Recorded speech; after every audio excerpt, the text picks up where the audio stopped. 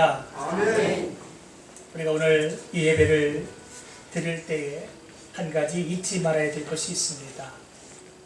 우리는 우리 눈앞에 보여지는 사람이 먼저 보여지고 또 눈앞에 서 있는 목회자가 먼저 보여지게 되겠지만 이 예배는 하나님 앞에서 드리는 예배인 것을 잊지 말아야 한다는 것입니다. 아멘. 라틴어로 코람데오라고 하는 말이 있습니다. 하나님 앞에서라고 하는 뜻이 있습니다. 항상 우리가 하나님 앞에 서 있는 존재인 것을 알면 범죄하지 않게 되고 더 주님의 뜻을 사모하게 되고 그 뜻대로 걸어가기를 힘을 쓰게 될 것입니다.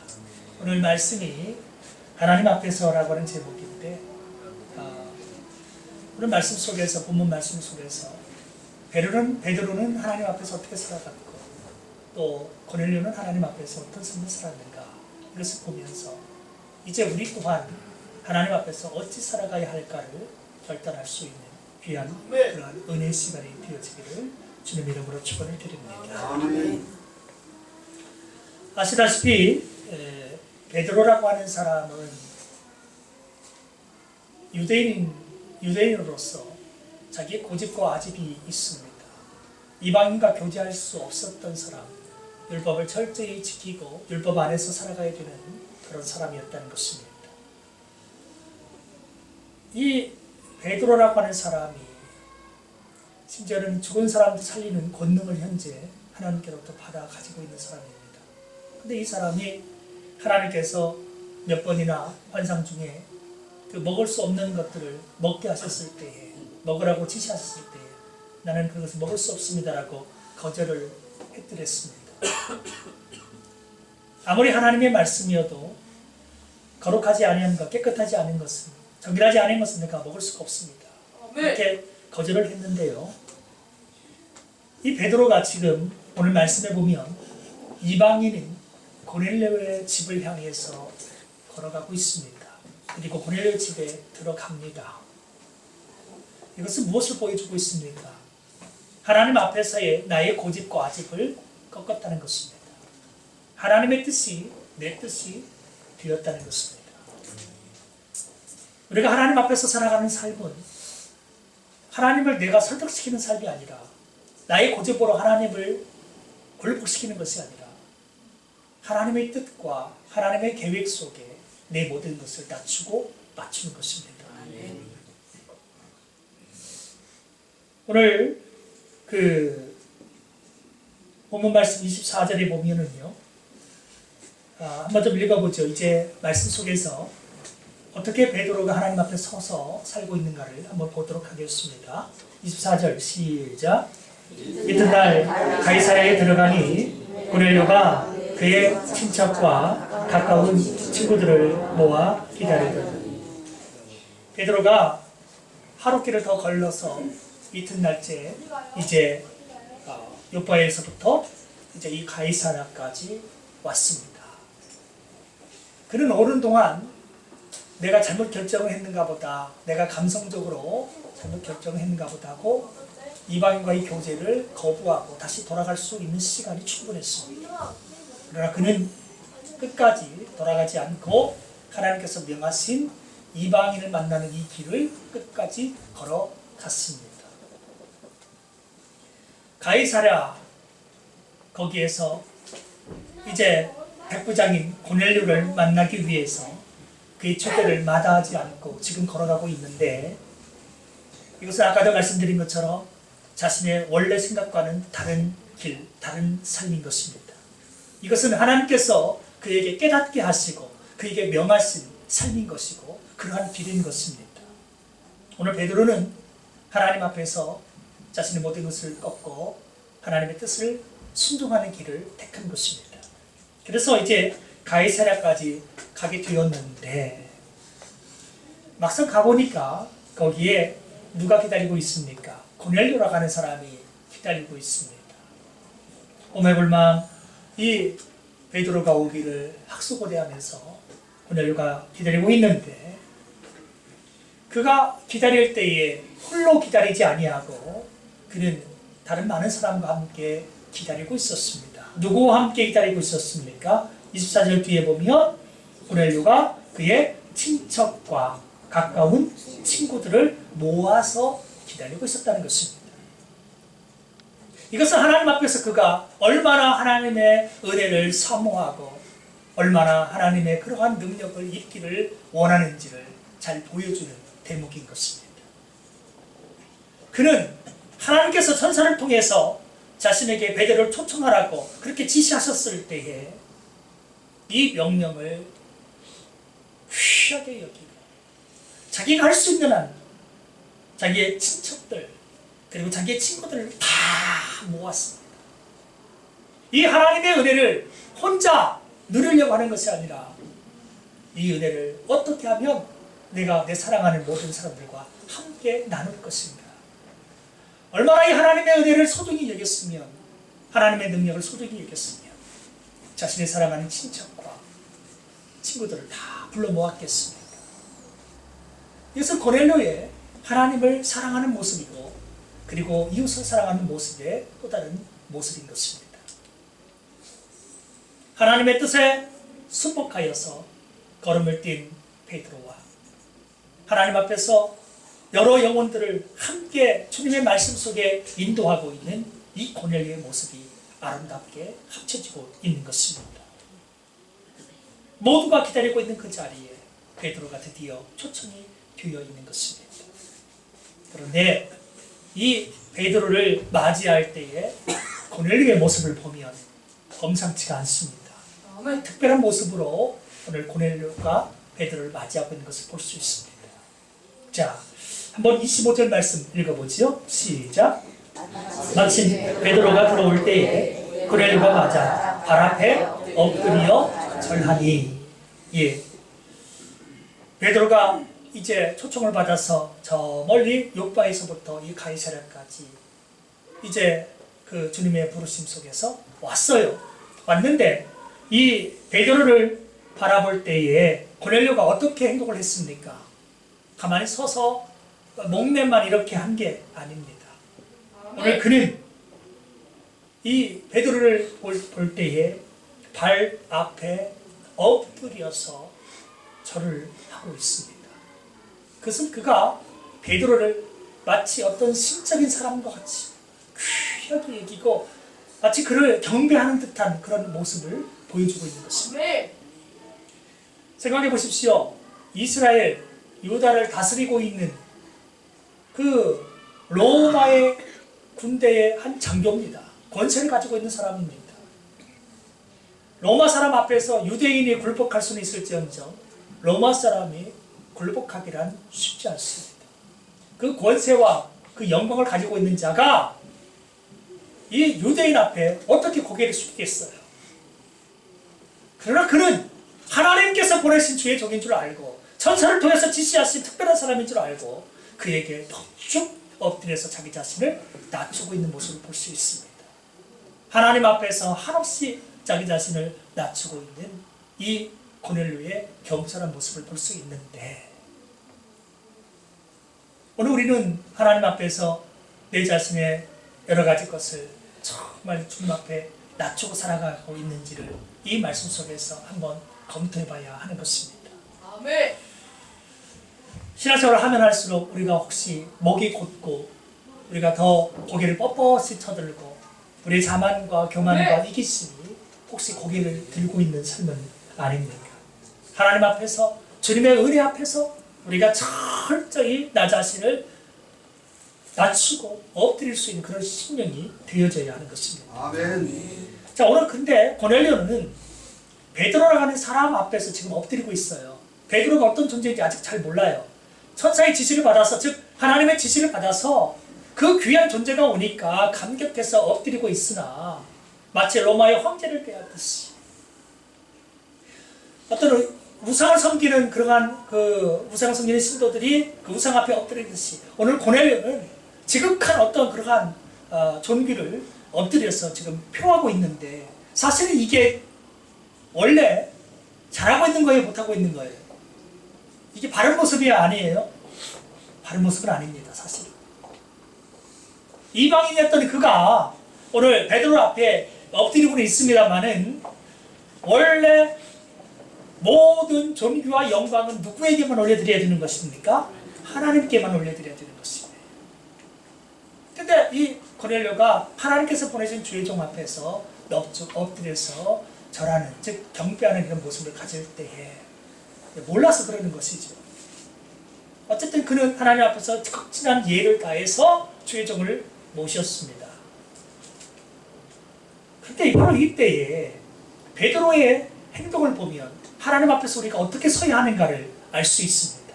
자, 26절 한번 읽어보겠습니다. 시작. 베드로가 이렇게 이르되 이로사라 나도 사람이라. 사실 베드로 아까도 말씀드린 것처럼 죽은 자를 살리는 능력이 그 안에 있었습니다. 하나님께서 그런 능력을 이제 베풀어 주셨죠. 도로가 다비다 살렸지 않습니까? 여러 질병을, 여러 귀신을 쫓아내는 능력이 그의 안에 있는 것입니다. 하나님께서 그렇게 입혀 주셨습니다. 그리고 생명의 말씀을 전할 수 있는 권세도 그의 안에 있습니다. 그는 분명히 특별한 사람임에는 분명한 것입니다. 하지만 고넬료가 자신을 향하여서 경배하는 그러한 엎드려서 절하는 그런 모습을 가질 때 그는 긴급히 그 일을 막습니다. 그 일을 하지 못하게 합니다. 오히려 그를 일으켜 세우면서 말하기를 일어서십시오. 나도 사람입니다. 라고 말합니다. 나도 똑같은 사람입니다.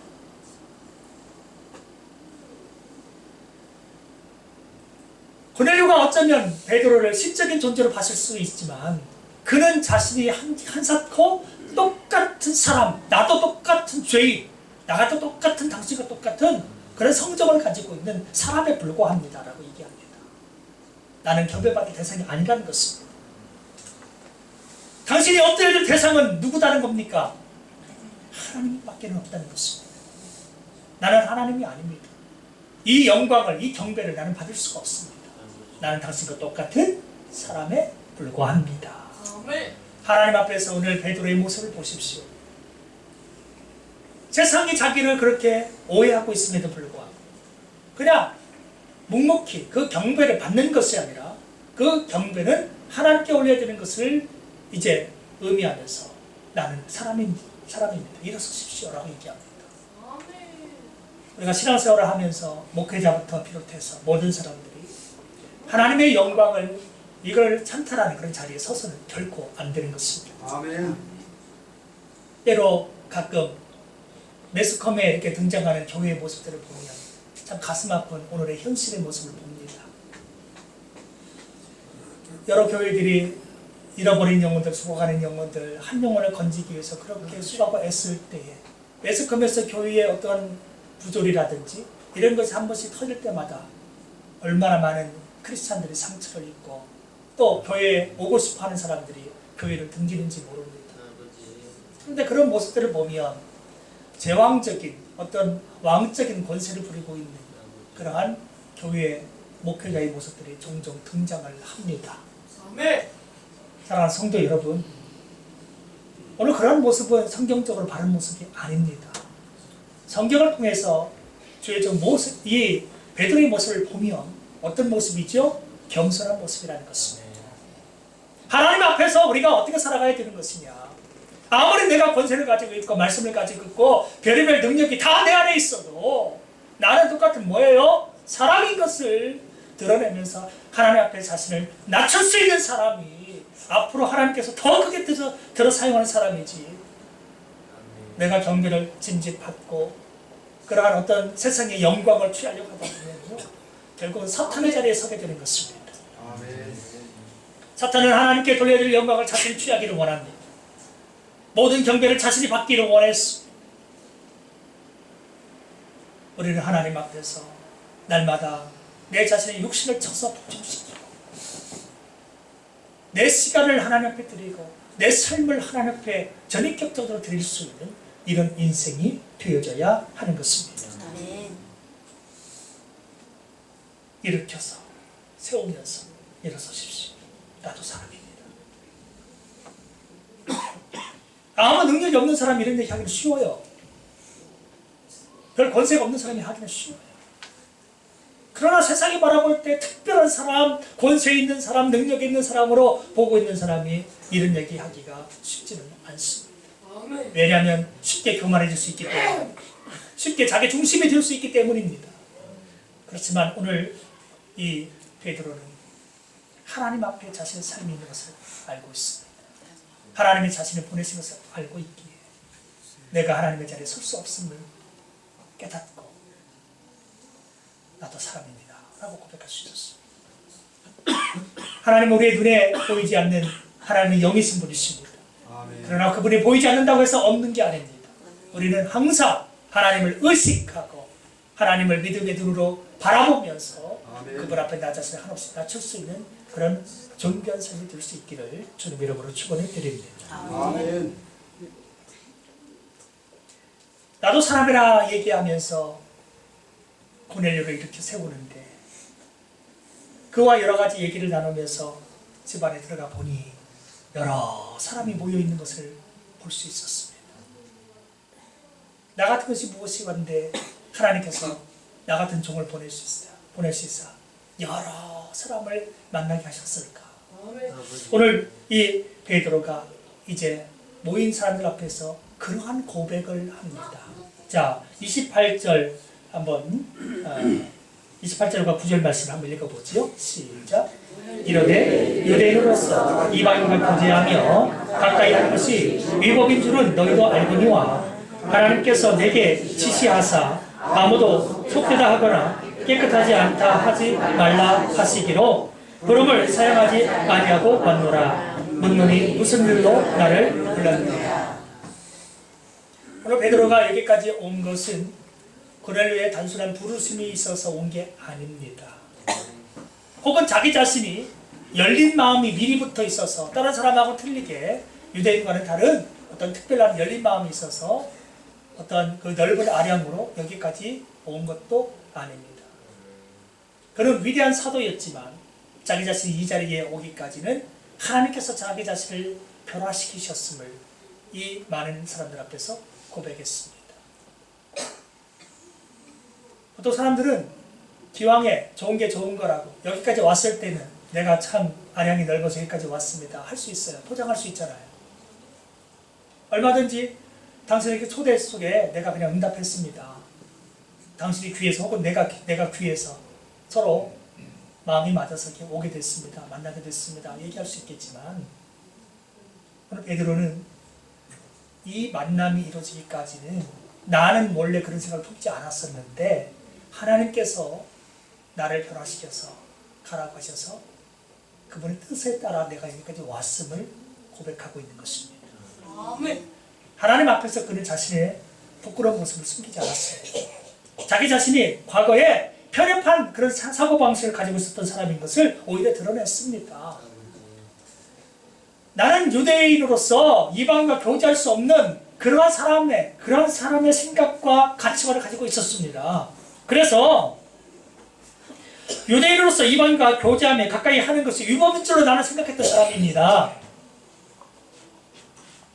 그렇지만 하나님께서 내게 지시를 하셔서 아무도 속되다고 하거나 깨끗하지 않다고 하지 말라고 하나님께서 지시하셔서 내가 그 뜻을 따라 오늘 여기에 와서 당신들을 만나고 있는 것입니다. 내가 그릇이 넓어서 온 게 아닙니다. 혹은 당신의 뜻이 간절해서 온 것도 아닙니다. 내가 온 것은, 내가 여기에 서 있는 것은 하나님의 뜻인 것입니다. 라고 하는 것입니다. 그의 말, 이 한마디 한마디를 보면 하나님 앞에서 그는 주어진 이 상황, 나를 변화시키는 모든 상황을 거짓 없이, 가감 없이 그대로 드러내고 있는 것을 볼 수 있습니다. 때때로 우리는 여러 사람들 앞에서 내 자신을 포장하기를 좋아합니다. 부풀리기를 좋아합니다. 대단한 영성을 가지고 있는 것처럼, 대단한 능력을 가지고 있는 것처럼, 어떠한 대단한 의지와 선한 것이 있는 것처럼 그렇게 하지만 하나님 앞에 서 있는 베드로는 여기까지 온 과정을 그냥 있는 그대로 다 드러냈습니다. 자기가 편협한 어떤 유대교의 어떤 유대인으로서의 가치관이 있음에도 불구하고 하나님께서 그것을 속되다거나 그것을 더럽게 하지 말라고 말씀하셨다고 해서 그대로 왔다고 얘기합니다. 하나님 앞에 그는 지금 가식이 없는 모습이라는 것입니다. 사랑하는 성도 여러분, 오늘 우리는 하나님 앞에서 내 자신의 모습을 한번 뒤돌아보기를 원합니다. 나는 하나님 앞에 참된가, 진실한가, 세상 앞에 진실한가 라고 하는 것입니다. 때때로 우리는 속되다고 깨끗하지 않다고 내 자신의 잣대를 가지고 살기 쉬우나 그것이 그리고 베드로의 삶이었으나 오늘 베드로는 그것을 하나님 앞에서 철저히 버리고 하나님의 뜻에 따라서 이제는 속되다고 하지 않고 깨끗하지 않다고 말하지 않고 오히려 이들과 함께 하나님의 뜻에 따라서 어울리고 그들을 대면하고 있는 것입니다. 아멘. 오늘 우리가 하나님 앞에 살아가고 있으니 하나님의 뜻대로 내 모든 것을 가식없이 드러내고 세상 속에 우리가 진실된 면을 보이면서 살아가자라고 하는 것입니다. 아멘. 오늘 하나님의 뜻이 무엇인가? 세상 속에 복음을 그대로 증거하는 것입니다. 세상 속에 우리의 부끄러움도 우리의 모든 추억한 것도 그대로 드러내면서 하나님께서 아니 예수님께서 나를 어떻게 변화시키셨기에 내가 오늘 세상 앞에 서 있는가를 드러내야 한다라고 하는 것입니다. 오늘 베드로가 이 자리에 있는 것은 하나님의 은혜라는 것입니다. 하나님의 계획이라는 것입니다. 하나님의 뜻 속에서 내가 서 있다라고 얘기하는 것입니다. 오늘 베드로의 삶에서 하나님 빼면 아무것도 없는 거예요. 그런데 오늘 우리의 모습을 보십시오. 하나님 없어도 내 노력으로, 내 능력으로, 내 지식으로 우리는 살 수 있다고 생각합니다. 내가 가지고 있는 재산이 얼마인데, 내가 지금까지 보유한 박사학위가 몇 개인데 우리가 그렇게 주장할 수 있는 거예요. 그러나 하나님 앞에서 그분이 나를 돌이키지 않았다. 우리는 결코 이 자리에 설 수 없는 죄인인 것입니다. 아멘. 오늘 하나님께서 베드로의 발걸음을 이 가이사랴까지 인도하지 않았다면 그는 결코 이 자리에 올 사람이 아닙니다. 돌려 얘기해볼까요? 오늘 교회에 우리가 이 말씀을 들으면서 예배를 드리고 있을 때에 내 능력으로 내 노력으로 여기 온 게 아니에요. 아멘. 우리 성령님께서 우리 발걸음을 인도하셨고 예수 그리스도의 거룩하신 보혈이 우리를 씻어주셔서 아멘. 하나님의 자녀들이 그러한 은혜를 입어서 주님의 인도 속에서 우리가 이 자리에 나와 있다는 것입니다. 아멘. 하나님의 은혜 아니면 현재 나는 없는 것입니다. 이 시간 예배 드릴 수 없는 것입니다. 아멘. 하나님의 은혜 아니면 어떻게 우리가 변화될 수 있었겠습니까? 아멘. 그분의 은혜 아니면 우리는 여전히 죄악 속에 살고 있었을 것입니다. 아멘. 여전히 옛날을 고집하며 옛사람을 고집하며 우리는 살아가고 있을 것입니다. 오늘 내가 예배를 드릴 수 있고 기도할 수 있고 찬송할 수 있고 이웃을 사랑할 수 있고 복음을 전파할 수 있다면 그것은 하나님 앞에서 그분의 은혜인 것입니다. 아멘.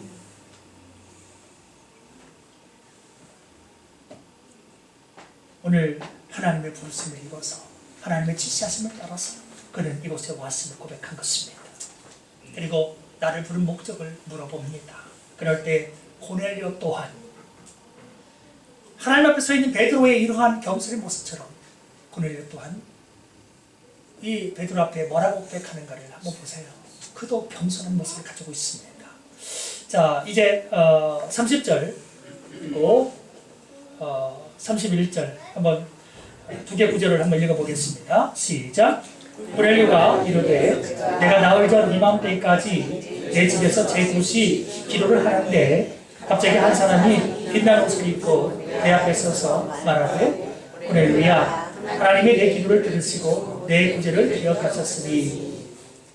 예, 이곳에 고넬료가 베드로를 초청한 이유는 뭐라고요? 하나님의 지시가 있어서 당신을 부르는 겁니다 라고 고백하는 것을 볼 수 있습니다. 고넬료는 자신의 어떤 권세로 유명한 어떤 베드로를 부른 게 아닙니다. 하나님의 지시가 있었다는 것입니다. 하나님의 뜻을 따라서 베드로도 왔고 하나님의 뜻을 따라서 이 고넬료도 베드로를 초청했다라고 하는 것입니다. 내가 나흘 전에 이맘때까지 내 집에서 기도를 하고 있었습니다. 제9시, 즉 오후 3시경에 기도를 하고 있었는데 갑자기 한 사람이 빛이 환하게 빛나는 옷을 입고 내 앞에 서 있는 것이 보였습니다. 이 어떤 존재예요? 천사예요. 한 천사가 보여줬다는 것입니다. 그리고는 그에게 지시했다는 겁니다. 고넬료야, 하나님이 내 기도를 들으시고 내 구제를 기억하셨다. 고넬료는 열심히 구제하는 사람이었어요. 그리고 또 기도하는 사람이었어요.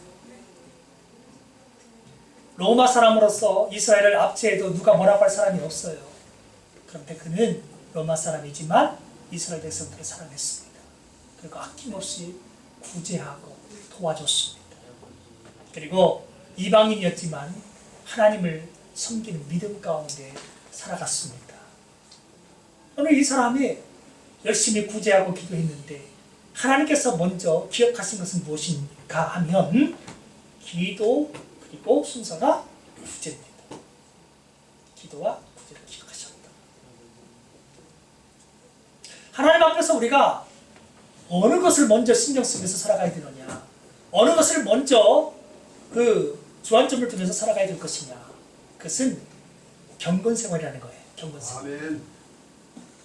기도하고 예배하고 찬송하고 하나님 말씀을 듣는 이것이야말로 하나님 앞에서 우리가 마땅히 구원받은 백성으로서 해야 할 일이라고 하는 것입니다. 아멘. 네. 기도를 들으시고 네 구제를 기억하셨다고 했습니다. 그런데 이 앞에 고넬료에 대해서 나오는 것을 보면 순서가 사실은 반대로 되어 있습니다. 구제가 먼저 나오고 기도가 그 뒤에 나오거든요. 그런데 오늘 하나님께서 이렇게 천사를 통해서 기도와 구제를 들었다고 기억하셨다고 말씀해 주셨습니다. 오늘 하나님 앞에서 우리가 다양한 행실, 다양한 노력 기울일 수 있습니다.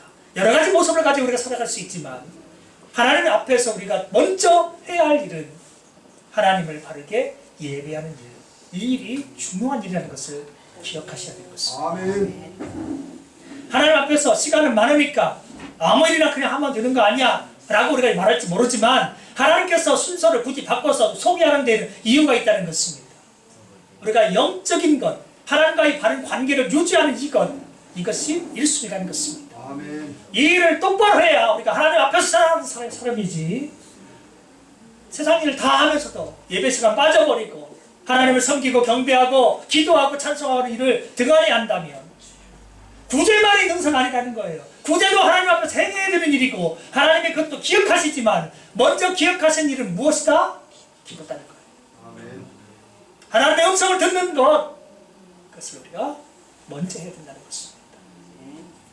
하나님 앞에서 살아가는 사람은 예배의 존귀함을 압니다. 기도의 소중함을 압니다. 찬송의 능력을 아는 것입니다. 아멘. 네. 오늘 구제만이 교회의 할 일이라고 생각하거나 구제만이 교회에서 제일 급선무라고 여기지 마십시오.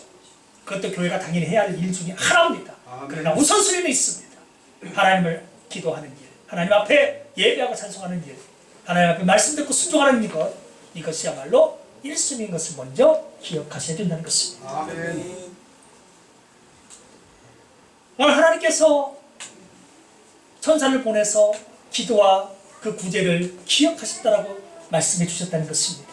그래서 이 말씀에 의거하여, 이 말씀에 순종하여, 그래서 사람을 욥바에 당신을 초청하기 위해서 보낸 것입니다. 이 일이 우연히 된 일이 아니라 하나님의 섭리요, 계획이요, 하나님의 사랑이요, 은혜인 것을 나타냈습니다. 아멘. 베드로나 그리고 고넬료나 하나님 앞에서 하나님의 뜻을 증거하는 것을 주저하지 않았습니다. 이 모든 것이 다 하나님께서 하신 일입니다. 하나님께서 나 보내셨어요. 그래요? 하나님께서 저를 통해서 지시하셨어요. 이들의 대화 속에서 뭐가 빠지지 않습니까?